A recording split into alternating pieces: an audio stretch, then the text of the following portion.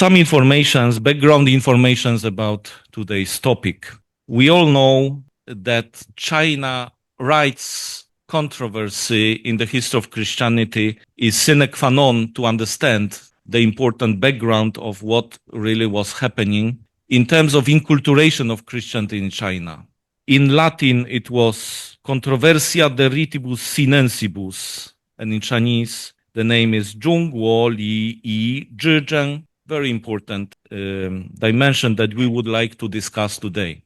This controversy refers to a prolonged theological, cultural, and political conflict that erupted in the 17th and 18th centuries within the Catholic Church. It arose between Western Catholic missionaries and the Qing dynasty concerning the compatibility of traditional Chinese rituals with Catholic doctrine. This controversy revolved around the issue of cultural accommodation in Christian missions in China, particularly whether traditional Chinese religious and social practices such as ancestor veneration and the worship of Confucius could be accepted within Christianity. Much has been discussed in terms of these debates in the Chinese context. And as it sounds, we are in a historical place, maybe not everyone is aware of it, that this complex St. Joseph Seminary was built in 1728.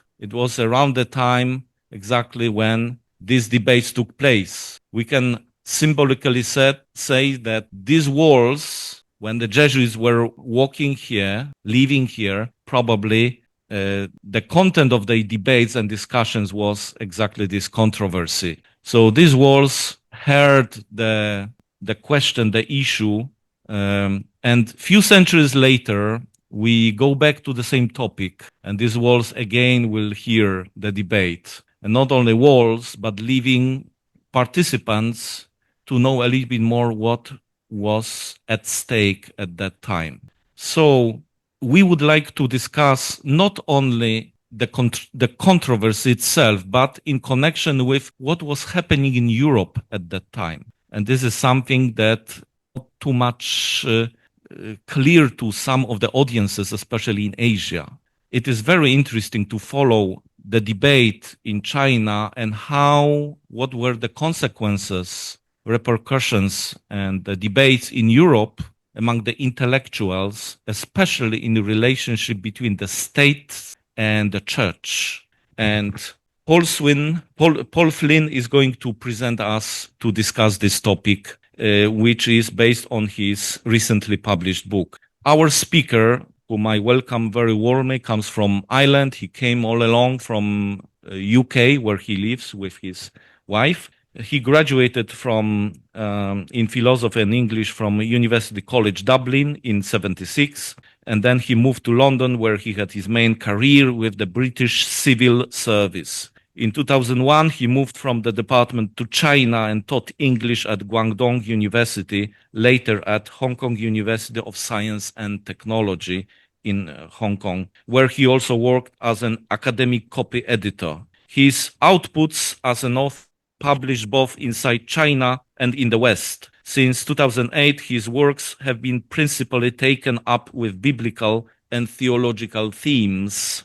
His most recent publications, apart from the China rights controversy and the rise of Pan-Religionism, have been a trilogy of monographs on the questions at the intersection of the doctrines of the Holy Trinity and the Incarnation, titled The Incarnation and Our Access to the Holy Trinity, 24, Christ and the Holy Trinity, also 2024, and Who Worked Our Lord's Miracles, 2025. Currently, as I mentioned, he lives in Wimbledon, London, with his wife, Choi. So please join me in welcoming Paul Flynn, and we are looking forward to his presentation. Thank you very much.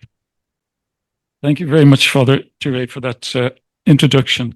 And thank you very much, everybody, for your attendance. This presentation is a byproduct. By the way, if anybody can't hear me or if my accent is not coming across clearly, please let me know. This presentation is a kind of byproduct from the seminar that was held here in the seminary and the Ricci Institute back in 9th of December 2024, which was a seminar on book launch in connection with the publication of the third volume of the translation of the Acta Pecanensia by Father Killian Stromfest J. And at that seminar, I was very struck, really very struck, at the currency, the modernity, if you like, of the issues that were at stake in the China rights controversy. It really felt like they were talking about issues which could just as easily be discussed today. They're just as relevant today, at least in my thinking, as they were 300 and 400 years ago when they were current in China. So I researched the topic as intensely as I could, and then I published this book, which somebody liked, because that's why I'm here making this presentation. And so let's get into it. The China rights controversy and the rise of Pan-Religionism. So I just start with a very brief overview of some of the Christian movements of Christianity into China before the Jesuits came, because the Jesuits seemed to, when they came, they seemed to think that they were bringing Christianity to China for the first time, which wasn't quite the case, and they may have, for that reason, put additional pressure on themselves to present Christianity not so much as a foreign religion, but as something with Chinese roots going back a long time. There's evidence of Christian artifacts in a tomb dated 86 AD. Wang Wei Fang is the name you need to check out. Have I got the? Yeah, I'm on the right one. Wang Wei Fang is the name you'd need to research about that. In the early 2000s, he found evidence of a tomb with artifacts on basins and on the walls of images from the gospel, for example, the multiplication of loaves and fishes. And if that can be relied upon, I'm not certain about it, but I think it probably can. It would mean that Christianity was actually present in China, going right back to apostolic times. The first major movement of Christianity into China was the Nestorians, so-called, which was the Church of the East, the church in Persia, which is modern-day Iran, of course.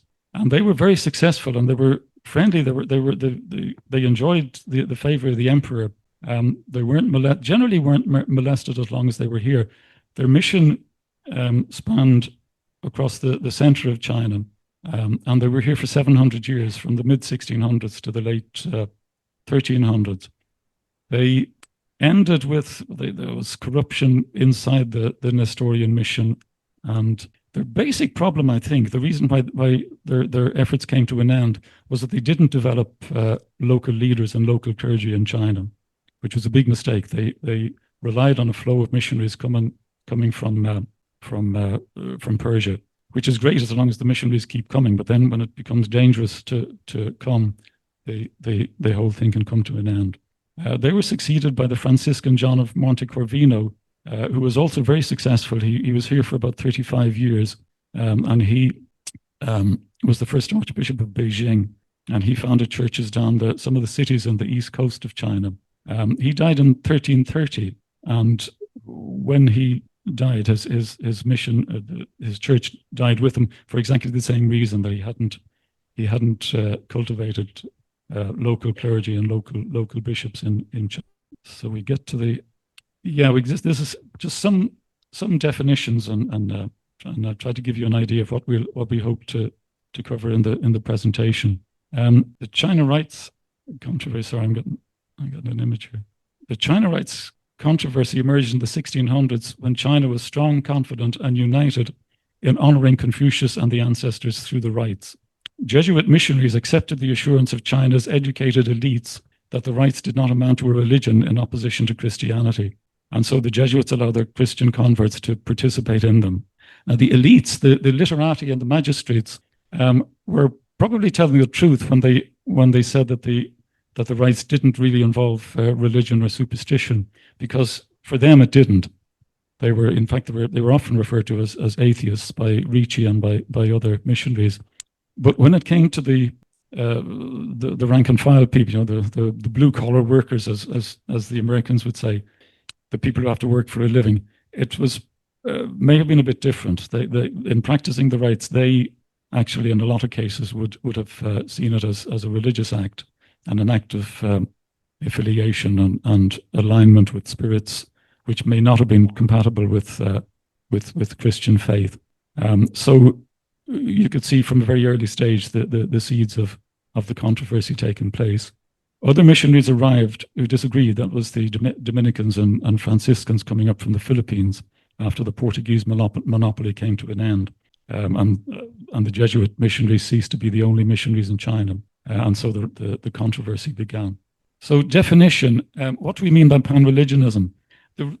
This expression itself is not standard and not totally satisfactory. I've always had a problem finding a single word for what I mean. But what I mean is expressed perfectly here, I think, by Pope Leo XIII in 1884 in the encyclical Humanum Genus, where he said that the great error of this age is the idea that all religions are alike. So this idea that the religions generally, including Christianity, are good, have similar effects with people, and lead to the same destination, have the same consequence, or have similar consequences. That belief, according to Pope Leo XIII, is the great error of this age. And it's that what he says there is what I actually mean by pan-religionism.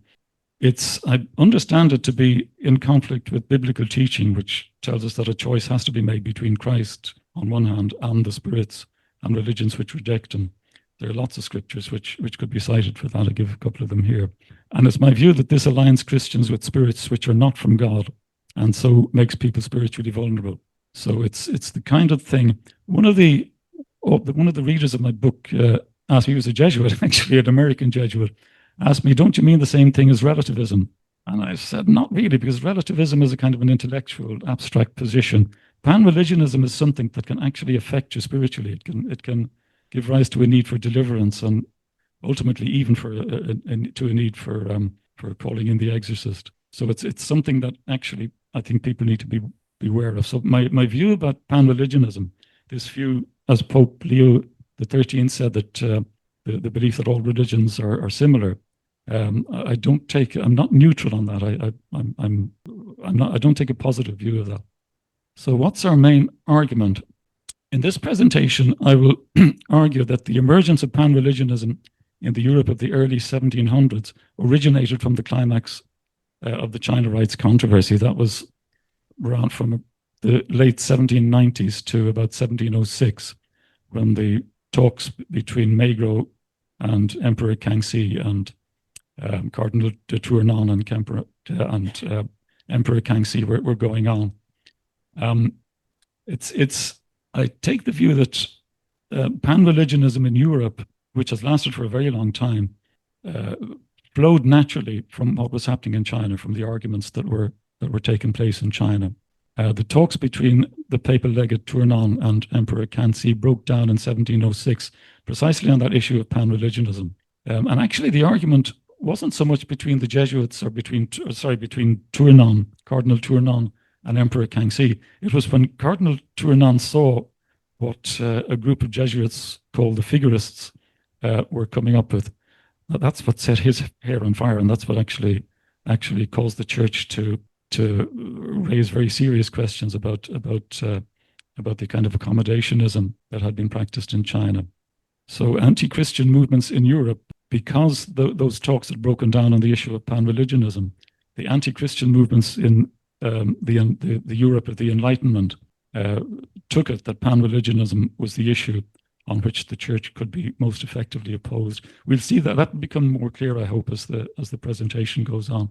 So we begin the timeline because, as we say, the rites controversy is history as well as theology. I believe the controversy was primarily about theological and spiritual issues.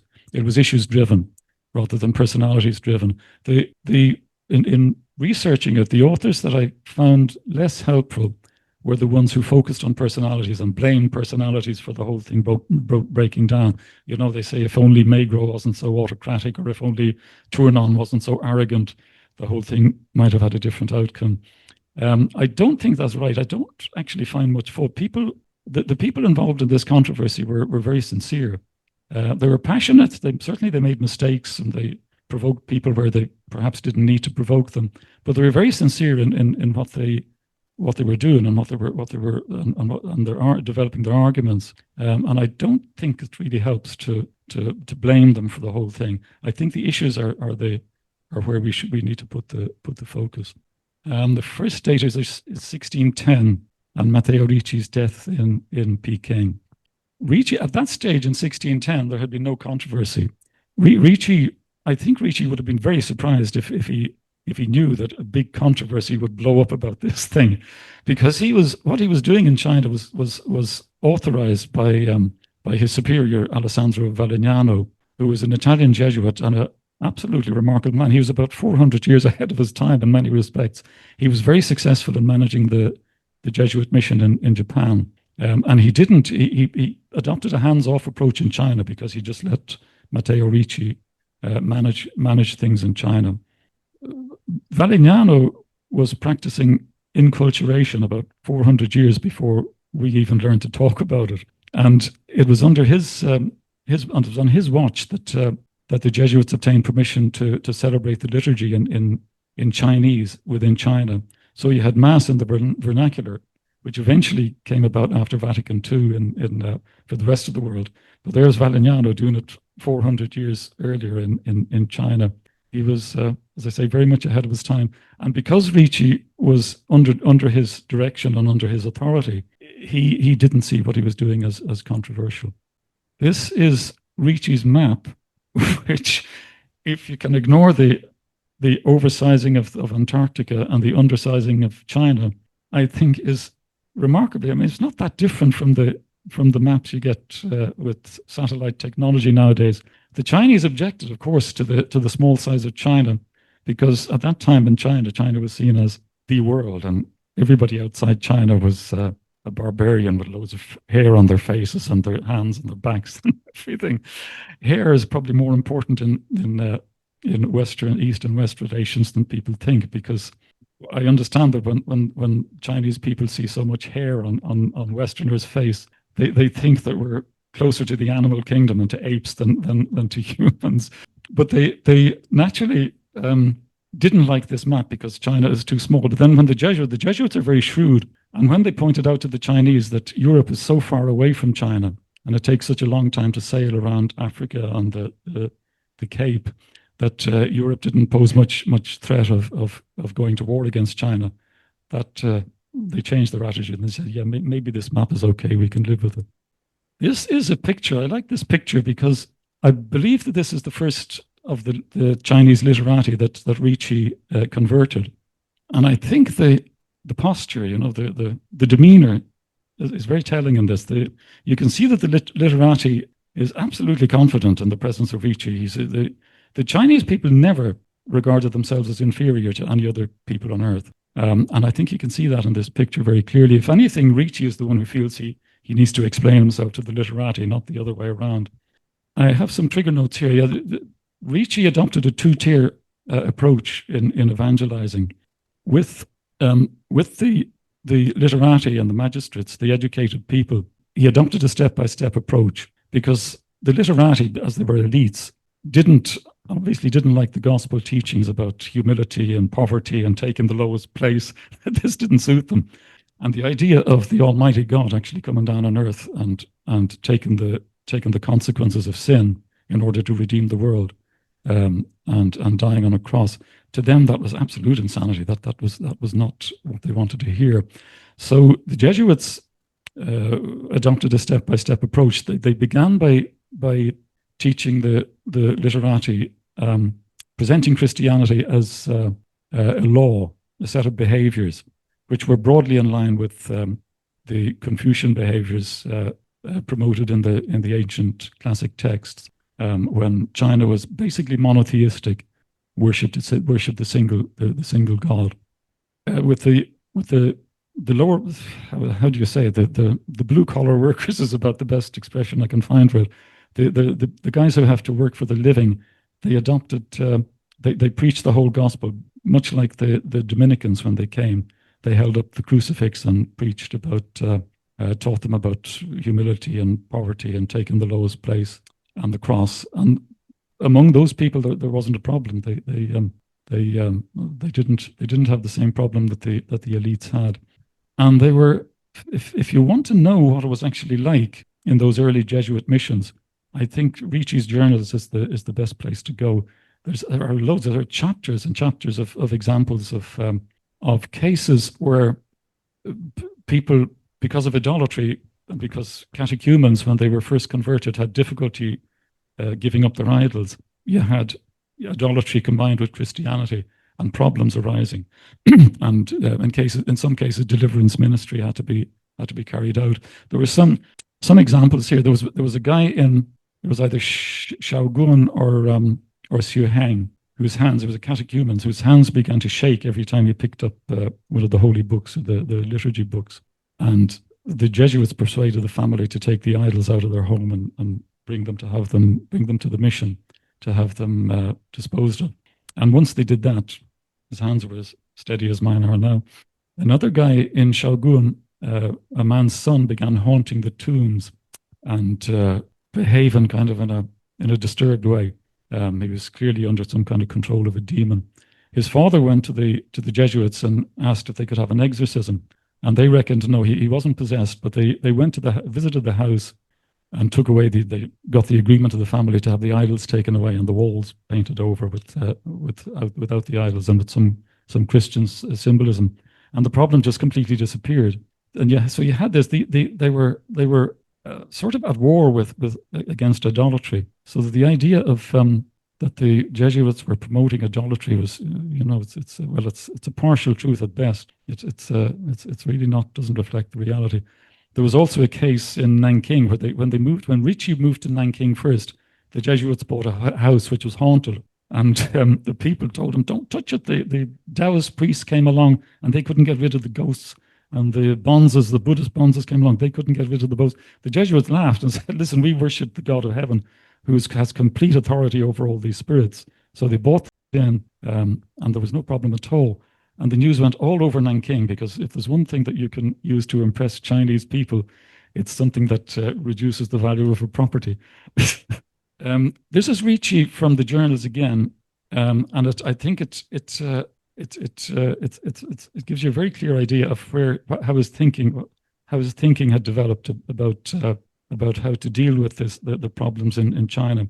He says, "Of all the pagan sects known to Europe, I know a few people who fell into fewer errors in the early ages of their antiquity than did the Chinese. From the very beginning of their history, it's recorded in their writings that they recognized and worshipped one supreme being, whom they called the King of Heaven, or designated by some other name indicating his rule over heaven and earth."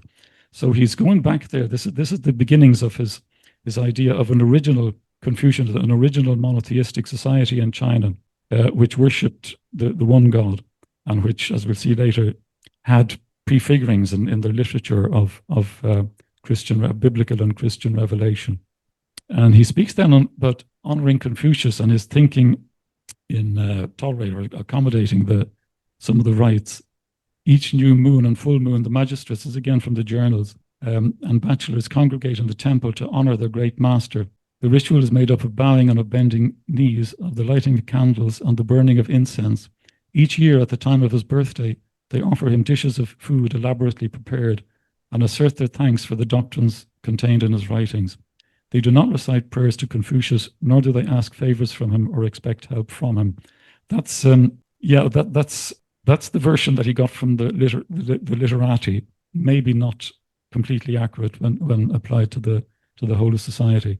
And then on the rites for honoring the ancestors, as they themselves say, they consider this ceremony as an honor bestowed upon the departed ancestors, just as they might honor them if they were living. The practice of placing food upon the graves of the dead seems to be beyond any charge of sacrilege, and perhaps also free from any taint of superstition, because they do not in any respect consider their ancestors to be gods, nor do they petition them for anything or hope for anything from them. However, for those who have accepted the teachings of Christianity, it would seem much better to replace this custom with alms for the poor and for the salvation of souls. So there you can see the Jesuits accommodating the rites, but seeking to Christianize them, which they did, and they did very successfully. I think it's important to be aware of that.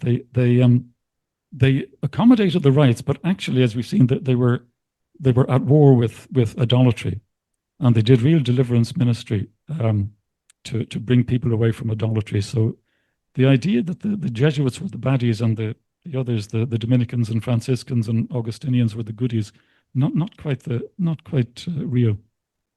Yeah, and if I talk here about the two-tier approach, I don't think I need to dwell on this because we've covered it already. Yeah, I'll skip this one because we've covered it. In 1633 is another big date. This is the next big date in our timeline. The Portuguese monopoly in China was ended by Pope Urban VIII, so that the Jesuits from that point were no longer the only missionaries in China. Dominican and Franciscan missionaries started arriving in Fujian and Zhejiang province from the Philippines. They preached, as they say, with the crucifix held up. And some of them, when they saw new Christians carrying out, to them it looked like they were carrying out actual formal Confucian liturgies. And they protested. They thought this was idolatry. So the controversy began. This is a note I picked up from Matthew Shadle's paper. A majority of China's scholars agreed with Ricci's opponents. So a lot of Chinese scholars actually agreed that in practice, in common practice, religion and superstition was integral to the rites. But a growing elite group agreed with Ricci. Just a note, I think it's worth mentioning. In 1645, Father Juan Baptista Morales, a Spanish Dominican, traveled overland. He had traveled overland at that stage for 3 years on a very dangerous, very high-risk journey from China to Rome to put the case against Jesuit accommodationism. And Propaganda Fide condemned the rites with the agreement of Pope Innocent X. So that was the first big ruling, papal ruling. This was the first case of the matter being brought to Rome, to the center, and ruled on by Rome. And the ruling was against the rites. The response was swift from the Jesuits. Father Martino Martini put the case to the Holy Office. He was clever. He went to a different curia in Rome, the Holy Office, and obtained their agreement that as long as they weren't being superstitious, that the rites could be practiced by new Christians. So this was the beginning, and this was why I take the view that this issue actually has never been fully resolved. The ruling from Rome went one way in 1642 and another way, or 1645, and another way in 1656. As the pendulum tended to swing both ways down the centuries. In the late 1660s, your Father Gregory Luo, the first Chinese priest and who then became a bishop, was traveling throughout China, pastoring and baptizing several thousand. So you get the beginning of local clergy and local bishops being promoted, which was very important, very key to the continuation of Christianity in China. So the Jesuits didn't make the mistake that earlier missionary movements had made in China. 1667, you had the Canton Conference. And that was an attempt by missionaries within China, because you'd had conflicting rulings coming from Rome. They tried to sort the whole thing out among themselves, and they reached a working agreement on how to deal with the rites and how to purify and Christianize them, rather than rejecting them altogether. This, I think, was always the right way to go. I mean, missionary movements have done that in the past. When St. Patrick came from Britain to Ireland back in the 400s AD, he didn't get rid of the pagan, but obviously he got rid of paganism, but he didn't get rid of the practices. What he did was he baptized them, he made them Christian. For example, water wells where people got their water, which sustained their life, were always seen as sacred in Ireland. So when St. Patrick came, he said, that's fine. Yeah, the wells are sacred. Dedicate them to Christian saints and thank the Christian God for them.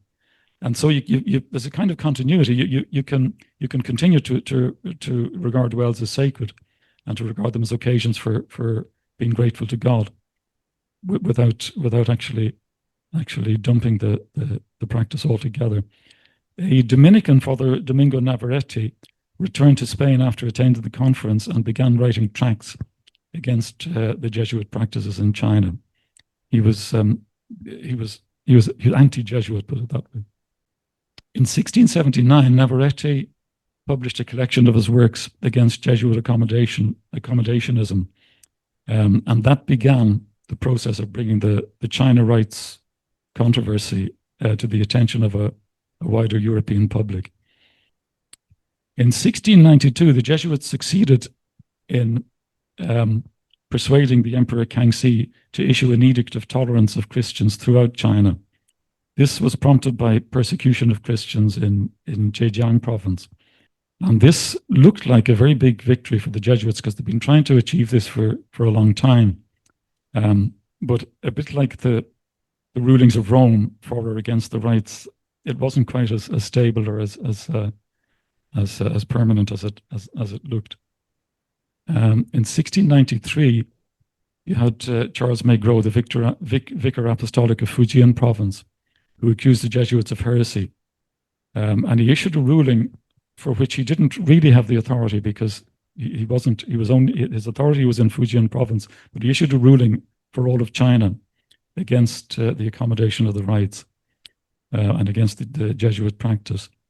And he sent a fellow member of the Paris Foreign Missions called Nicolas Charmeau to the Sorbonne and to Rome to argue against accommodation of the rites and to accuse Jesuits of saying that the Chinese had always been Christians and did not need the gospel preached to them.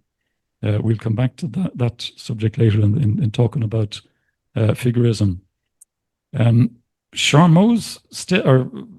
Maigret's step in sending Charmeau back to Europe was perhaps a bit unfortunate because sometimes what you actually intend and how people react will be very different. Charmeau's hearers in the Sorbonne, that's the University of Paris, were really intrigued, really interested in the indications that a society could be as well ordered as China without ecclesiastical oversight and without a church, without having a church at all. And so the rights controversy was now beginning to impact the early Enlightenment in Europe. The Enlightenment in Europe was, so in some respects, progressive. There were scientific advances made, but it was essentially anti-church. It was a movement against the church and to install reason as the God against faith and against the authority of the church. And yeah, from some of the works I checked out on this, comments on Maigret's intervention. Maigret accused Martini of misrepresenting the facts in 1656. His mandate forbade Christians from attending the rites. It was the first document in which the civil religious distinction was used. And as we say, it was a document that didn't really have the authority it claimed because his authority was only within Fujian province. So his authority was widely questioned and disobeyed, and that prompted him to turn to Rome for a judgment. And then to quote Jean Charbonnier's history of China, of Christianity in China, because of these controversies, Rome was forced to produce general directives for distant China, whose civilization was little known or understood in Europe, and whose vast territory entailed much local diversity, which I think is a fair comment. Yeah, it's very difficult to issue single rulings from the center for an issue as complex as this. The Jesuits managed to obtain from Kangxi a declaration that the rites were purely civil and ethical and without any religious content.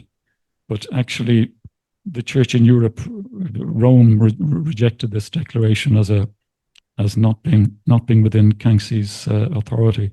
So you had the beginnings of Kangxi realizing actually that the Catholic Church didn't fully recognize what he thought was his authority over his people. So in 1702, Pope Clement XI, following the argument sparked by Maigret, sent Cardinal Charles Mayer de Tournon to China as his legate.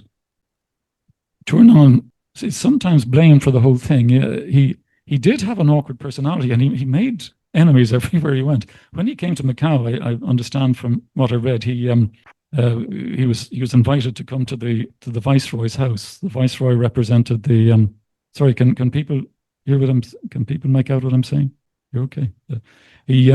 he was told, you have to come to the viceroy's house. The viceroy represents he rules Macau on behalf of the king of Portugal. And Tournon said, get out. He said, I represent the Pope. Tell the viceroy to come here and present his papers to me. But you can imagine how somebody like that won't make friends everywhere he goes. So yeah, when Magro got to Peking or Beijing, contact with Figurism, some of the Jesuits had developed this form of Figurism, which Tournon really set Tournon's hair on fire, because they had in some ways they had stepped outside the boundaries of orthodoxy. Figurism was the view that ancient religious texts other than the Bible contained prefigurings of Christian revelation, and these prefigurings referred back to a golden age in which the fullness of truth was known, ultimately to the Garden of Eden before the fall. And they noted, particularly from Chinese ancient texts, that actually these texts said a lot of things that are actually found in the Old Testament. And they were very impressed with this, because they said in some ways China has been Christian. The biblical revelation has actually given to China for as long as to other peoples, and even perhaps longer. And some figurists thought that this ancient knowledge was lost during the flood, but was preserved in China following the migration of peoples throughout the earth after the Tower of Babel incident. That's in Genesis chapter 11. The Jesuit figurists, these were the figurists working in the imperial court in Peking, saw in these ancient Chinese texts a complete expression of the knowledge enjoyed in that golden age. And some of them concluded that the whole Christian revelation is actually conveyed in these ancient Chinese texts. And these Jesuits reckon that figurism was very useful in the cause of presenting Christianity to China, not just as a foreign religion, but as a religion with intra-Chinese roots.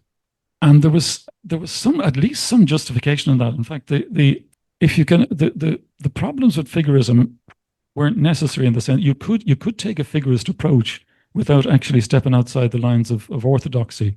The problem really with figurism is that it imputes Christianity before Christ actually came. And in Christian doctrine, the grace of God didn't actually come into the world until Christ came. But figurism could have been adopted without the errors that tended to go with it. And in fact, there is some evidence that the ideas of figurism are even still being used by evangelists in China right up to the present time. These would be more like Protestant than Catholic. There are lots of examples of this, but the one I picked out here is the traditional character for coming, which is like a cross with a yan, a person in front of it, and two other yan, one on either side of the person. And evangelists can make a case, at least. This would be when they're speaking to people who absolutely do not want to hear about foreign religion. Oh, I don't want to hear about the Westerners' religion because they're so degenerate. But when it's pointed out to them that actually Christianity is not as foreign as you think, when you go into the ancient characters, you see quite a lot of material indicating that actually Christianity was prefigured in those times. This character for coming can easily be explained as Christ on the cross with a thief on either side of him. So the evangelist will explain that one of the thieves repented and believed in Christ, and the other rejected Christ. And then the punchline: "Which one are you?" And it's actually on the ground. I understand that this is used quite successfully. This kind of approach is used quite successfully with people who are absolutely opposed to even beginning a conversation about foreign religion. I'll now discuss the things about figurism which got Cardinal de Tournon very worked up. And I follow this author called Gianamor Giovannetti Singh. He's from the University of Amsterdam, originally from the University of Cambridge, and his account of it is about the most coherent that I've seen. He says, I'm quoting from him here in his work on on the controversy. The Figurists were explicit in their belief that the Chinese classics were so ancient that they were as authoritative as the Old Testament in prefiguring Christian revelation. Actually, not quite accurate, but we'll look at that in a minute. And he makes the distinction: the Old Testament texts were seen as Christ or Messiah related from the beginning, and the Chinese classics, in the Chinese classics, they were only seen as Christ related through their interactions with the Jesuits. Now, this is from Joachim Bouvet. Bouvet was a leading figurist working at the Emperor's court in Peking. He had originally worked in the court of King Louis XIV in France, but he always wanted to be to join the Chinese mission. So Louis XIV sent him and sort of gifted him in a way, because he was a very gifted guy, to the court in Beijing, to Emperor Kangxi. Bouvet wrote a letter to Abbé Bignon in 1704. Bignon was the rector, I believe, of the University of Paris and the Sorbonne. And that letter, I think, I believe you only need to look at that letter to realize what figurism was, what the thinking of the figurists, and also why the figurism drove Tournon, set Tournon's hair on fire, so to speak. Bouvet says here, there is no mystery in the Christian religion, no dogma in our theology, no maxim in the sanctity of our moral code, which is not expressed in these books, that's the Chinese canon, with a surprising clarity and in infinite ways, which are equally as ingenious and sublime, and which generally relate to the same figures and symbols as in the divine scriptures. To be fair to Bouvet, he's calling the Bible the divine scriptures, but he's calling the ancient Chinese classics the Chinese canon, so he doesn't actually equate them. So in that sense, Giovannetti Singh his comment is a little unfair. This again is, and this is really to the heart of where Bouvet's letter would have been offensive to Tournon and to Pope Clement. It's again, this is cited from Giovannetti Singh. The alleged founder of the Chinese monarchy, Fuxi. Fuxi is basically the Chinese Noah.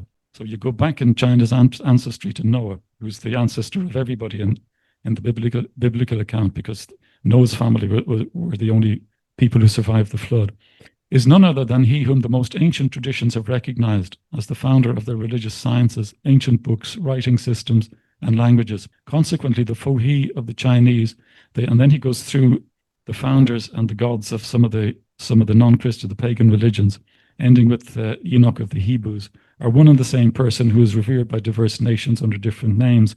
Well, this passage can be I found this passage very striking, because this could be from a Freemason's manual. This could be a Masonic. In a Masonic lodge, if the Masonic lodge gave you a manual, this passage would fit perfectly in it. It's remarkably modern in that sense. It's almost like a modern charter of like something from a modern charter of syncretism. So it's very understandable that Tournon and Pope Clement would have found this very objectionable. And again, from Bouvet's letter, I'm delaying on this, not so much because Bouvet alone was the problem, but the views that he sets out in that letter, I think, provide just about all the information you need, I think, to understand how the controversy came sort of crashing down in 1706, following Tournon's discussions with Emperor Kangxi. Bouvet says in the same letter, the canonical books of China are the most ancient works of natural law, not even excluding the Pentateuch of Moses. No one among the learned can ignore that all the nations of the world were sprung from Noah's posterity, preserved from the waters of the universal flood. Their languages, their letters, their arts, their sciences, their laws, their customs, their religion have all come out of this common origin. So he's asserting basically of all religions, which would be a foundation for the view that Pope Leo the 13th condemned later, the idea that all religions are similar. In this case, he's saying that all religions have common origins. Giovannetti Singh's paraphrasing, which I found helpful, and he has another quote. I hope it's not too much. He's another quote from Bouvet's letter. Bouvet then conjectures that Chinese religions and sciences all comprise the antediluvian, that's the pre-flood, the earlier than the flood knowledge transmitted by Noah's son Shem. And this is now quoting from Bouvet's letter, who inherited the treasure trove of sacred hieroglyphic books that Noah had saved from the waters of the deluge after having received them from Methuselah, the nephew of Enoch, with whum he had spent several centuries. Bouvet argued that the Chinese, as possessors and sustainers of this Noachian primitive monotheism, could teach Europeans about the secrets of primordial Christianity, believed to have been lost in the flood. That, again, it's not difficult to see how that would not be music to the ears of a churchman like Cardinal de Tournon or Pope Clement XI, because it would suggest that actually these people had Christianity without having to bother with the church at all. It's very objectionable from a European point of view, and it's actually not correct in any event, I think. Kilian Stumpf's summary in the Acta Peccanencia, he states, I'm citing Kilian Stumpf from Giovannetti Singh here, states that the missionaries are able to show, starting from the heart of Chinese teaching, that they are announcing what was being worshipped by the Chinese, even though they were unaware of it. And according to Stumpf, therefore, the rites should be accommodated. This is a photo from Bouvet's letter, in case that's of interest. I can't read it. I tried to read it, but it's in the original French, so I can't do it. And this is a picture of Bignon, who was the recipient of Bouvet's letter. So in 1704, Pope Clement XI proclaimed the rites idolatrous and superstitious and forbade Catholics to participate in them, except that civil servants could be present passively and inactively. This is the beginning of the breakdown of the talks and the reduction of the missions in China. So I discuss it. This is my view of what's wrong with figurism theologically, and I think you can adopt figurism without adopting the wrong bits. That's my opinion. But as it happened, figurism posits a Christianity without Christ, or a Christianity, perhaps better, a Christianity before Christ, which downgrades the incarnation and its effects in redemption and in giving humans access to the distinct persons of the Holy Trinity, the eternal life of God. None of these effects were available before Christ. I've been very struck personally by the difference between the Trinitarian revelation to Abraham at the Oak of Marmor, that's covered in chapter 18 of the book of Genesis, and the baptism of the Jordan. Abraham spoke to the three persons, sometimes in the plural, sometimes in the singular, but never to one person distinct from the others. And neither did any member of the Trinity distinguish himself from the others to speak to Abraham. But when Christ came on earth, you now had one person of the Holy Trinity who could introduce us and introduce us to the internal life of God. A totally different regime. So that the idea that the Chinese were complete and completely knowledgeable Christians before Christ came on earth is no, that's not, that wouldn't that doesn't hold. But as I say, you could adopt and use figurism without adopting the errors. I referred in the book here to two distinct schools of Christology down the centuries. You've got two views. One is expressed by St. Thomas Aquinas in the Summa, where he says that he raises the question, would Christ have come on earth if there hadn't been sin? And he answers, no, he wouldn't. And this was St. Thomas Aquinas, so you can't just dismiss that view. John Calvin took a similar view, the Reformation theologian. So in their view, the incarnation of Christ was simply forensic. It was to undo the mess that we got ourselves into through sin, and to restore us to the position we had in that golden age before Adam's sin in the Garden of Eden. And the second is Christ the Pantocrator. That's adopted by Blessed John Duns Scotus, which is Scotus was strongly of the view that the incarnation of Christ wasn't a forensic act. It was actually planned by God from the beginning, and in fact, it was the greatest creative act that God ever performed. But you can see, if you adopt the first one, Christ the Restorer, it becomes much easier to adopt the view of the Figurists, which is that there was a golden age in the past, which it was the purpose of Christ and his Christianity to bring us back to. So there was something greater in the past than anything that followed, and that Christ, if we could have held on to that, there would have been no need for Christ to come, and he wouldn't have come on earth. In that view, figurism makes a lot more sense. Giovannetti Singh's summary of the outcome, he says here, Tournon's vehement opposition to Bouvet, documented in the Acta Peccanencia, shows that for the legate, that's Tournon, there was nothing more dangerous to the authority of the Church than the historical syncretism practiced by the Jesuit missionaries, whether figurist or not. Yes, that's true. And on the other hand, it wasn't only about the authority of the church and the position of churchmen. It was actually the doctrine of the faith was at stake as well, and the power of the faith. But I think he's right. His comment is fair and relevant in the sense that it illustrates that the core of the controversy was the conflict between the view of Bouvet and the view of Tournon. So in 1706, it all came to grief. It ended, well, it didn't end exactly, but it was unfortunate. Emperor Kangxi, having debated matters with Maigret and Tournon, deported both of them to Macau and ordered all missionaries to leave China except those who adopted Ricci's accommodationist approach, which means it permitted converts to practice the rites. China lost about half its priests. Tournon actually died. He was placed under house arrest, and all his 11 domestic servants were taken away from him. Tournon was a French churchman, and at that time, French senior churchmen were actually aristocrats. They had lots of servants, and they were very, very important people. So why did Kangxi change his attitude? Kangxi was friendly towards Christianity and valued what he learned from the Jesuits, but he was not interested in becoming a Christian, as his first priority was the cohesion of China under Confucianism, the maintenance of his authority as emperor and the succession by his son. And as long as Christians helped him in these respects, he supported them. But through those talks with Maigret and Tournon, it became clear to him that Rome insisted on full authority over his subjects, Kangxi's subjects, in religious matters. And at that point, he realized that his power was being challenged, and so his favorable attitude to Christians came to an end.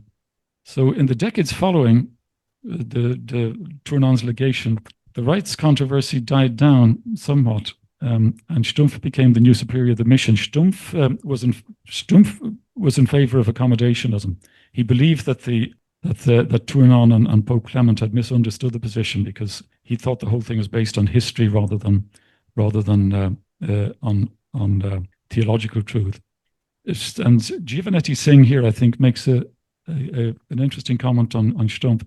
Stumpf was a Jesuit trying in the Acta to make Jesuit accommodationism acceptable by painting it as based on history rather than religion. But his project was complicated by his shifting attitudes to Bouvet, whom he came to regard as unsound.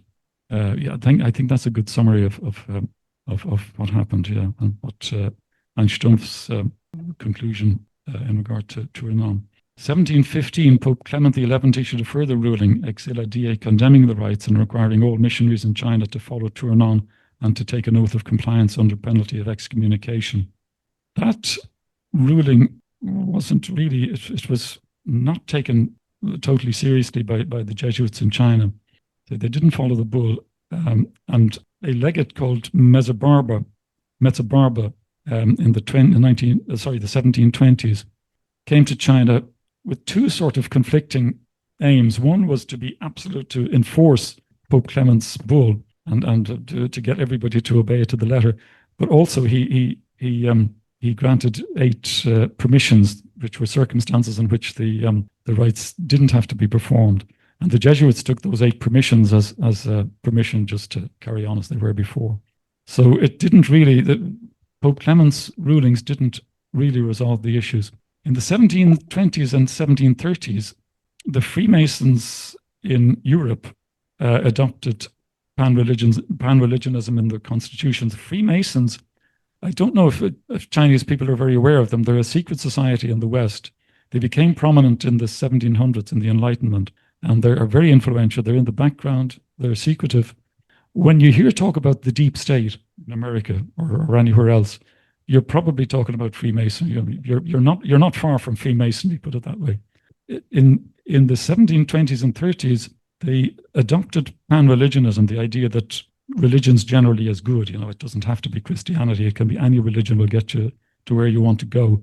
And that, in my view, I can't present this as a sort of scientifically proved, because I don't have enough scholarship for that. But it looks to me very likely that followed on naturally from what happened at the climax of the controversy in the early 1700s. Because if Tournon, Pope Clement, were prepared to actually sacrifice such a big part of the China mission on the altar of purity of worship and just get rid of this thing, this figurism and this pan-religionism and this dilution of Christian faith by treating the religions as similar. If they were so terrified of pan-religionism at that stage, then pan-religionism looks like the ground on which you can do most damage against the church. I think that's my conclusion, but I draw it tentatively. I'm not certain about it. I can't prove it, but it looks to me very likely it's very likely that causal nexus exists between the climax of the rights controversy here and the decision by Freemasonry to adopt pan-religionism in their constitutions. And from that point, pan-religionism became the central teaching of the Freemasons. And they promote it absolutely everywhere, through all media and through everywhere they have influence, and they have an awful lot of influence. What they promote is pan-religionism, to dilute Christianity and to weaken Christian faith and to open the door to the demonic, actually, through honoring all religions equally with Christianity. Now, 1738, Pope Clement XII issued the first of many papal condemnations of Freemasonry. And again, I would think, I can't prove it again, but it seems likely to me that was a response to Freemasons' adoption of pan-religionism. The church was alarmed at pan-religionism at that time, and it was the beginning. Once the Freemasons adopted pan-religionism, it was the beginning of a very long-run conflict between the Catholic Church and Freemasonry. 1742, Pope Benedict XIV issued a final emphatic condemnation of Catholic participation in the rites and banned all discussion of the issue. And Pope Benedict's ruling at that stage stuck. The China mission didn't have much sort of room to maneuver after that. It brought an end to the controversy, and for quite a while, actually, it sort of restricted the activities of missionaries. But that's how strongly the church treated that's how opposed the church was to the idea of pan-religionism adopted by the Freemasons. That's the case I'm making anyway in this presentation. 1752, Voltaire, one of the leading lights of the Enlightenment, published his last article in praise of China's reputed orderliness in spite of the absence of ecclesiastical structure. Voltaire was a leading Enlightenment man, and he was Jesuit educated, so quite a few of them were. Diderot was another big leader of the Enlightenment. He was Jesuit educated. These men got their education from the Jesuits, who were, I think, undoubtedly the best educators who ever lived. They had the privilege of a Jesuit education, and then they used it against the church, which is a bit sad. But you can see, I like this picture of Voltaire, because you can see the sort of cheeky monkey element in his personality. 1842, I'm jumping ahead now because we're moving towards the modern. We're not going to get into the 20th century, because that would sort of spread things out too thin. But in 1842, you had the Treaty of Nanking, which granted Britain the opening of the 5 port cities in China to international trade and to the entry of Christian missionaries, who could now operate in all parts of China. And the Protestant missionary movement in China began at that time. It looked unimportant for a very long time, but the Protestant missionary became very important much later. In 1859, a book, a blueprint for infiltration and corrosion of the Catholic Church by Freemasons, was published at the request of Pope Pius IX. I don't name this blueprint in my book, because as soon as you name it, everybody thinks you're a conspiracy theorist and you get laughed out of it. But actually, it was very real. Pope Pius IX took it seriously enough to ask for it to be published, and it was published in 1859. So this Pope Pius IX clearly took the threat of Masonic infiltration seriously. Actually, Pope Pius IX, I'll wind things up shortly. Pius IX was very conscious of the danger of Freemasonry, because it was Italian Freemasonry that defeated the Papal States in Italy and formed the single Italian Republic, but at the expense of the Pope's power in the papal lands in the center of Italy. 1884, gone back to the beginning, to Pope Leo XIII's encyclical against Freemasonry, Humanum Genus, in which he accused Freemasonry of pantheism and declared that the idea that all religions are alike is the great error of the age. That's it. I have a summary. Can I have a few minutes to just summarize what we've said? Yeah, okay. So we've looked at the challenges that faced the early Jesuit mission in China and how the leader of the mission, Matteo Ricci, dealt with the challenges. We've noticed some of the complexities and the wide differences across China in the concept and practice of the rites that made the argument between the newly arrived Dominicans, etc., and the Jesuits very difficult to resolve by the issue of a single ruling. We've looked at Maigret's intervention in 1693, leading to the climax of the controversy in the talks between Emperor Kangxi and the papal legate Cardinal de Tournon. We've noted that the talks broke down when Emperor Kangxi realized that Rome claimed authority over all China's Catholics in religious matters, and Tournon became aware that the Jesuit Figurists at the emperor's court had crossed the line into an unorthodox syncretistic pan-religionism. We've concluded tentatively that the breakdown of the talks in Peking on the issue of pan-religionism was a primary factor influencing the adoption of pan-religionism in the constitutions of Freemasonry in the 1720s and 30s. Europe's Enlightenment had formed the view that pan-religionism was the issue on which the Church could most effectively be opposed. And as the rights issue died down in China, particularly following the ruling of Pope Benedict XIV in 1742, the issue of pan-religionism, which we argue followed on from the rights issue, became the new front in the conflict between the Church and its opponents in Europe. With Pope Leo XIII's declaration in 1884 that the idea that all religions are alike is the great error of this age, the entire issue of pan-religionism was clarified and purity of worship was established in the Church. The rights controversy and the problems with Figurism and the pan-religionism which followed have not gone away. And that's actually, in my view, what makes the controversy so live and so up to the minute. I really don't feel that I'm wasting my time. I'm not just looking at a historical relic. When I look at the China rights controversy, I'm looking at something that really is still very much alive and still very much worth discussing, even for the 1000 and whatever time. In China, the ground was now prepared for the 20th century, which we won't discuss, but when purity of worship and a growing local leadership would take numbers of Christians in China to unprecedented heights. And that's about it for me, so I hand back to the chair.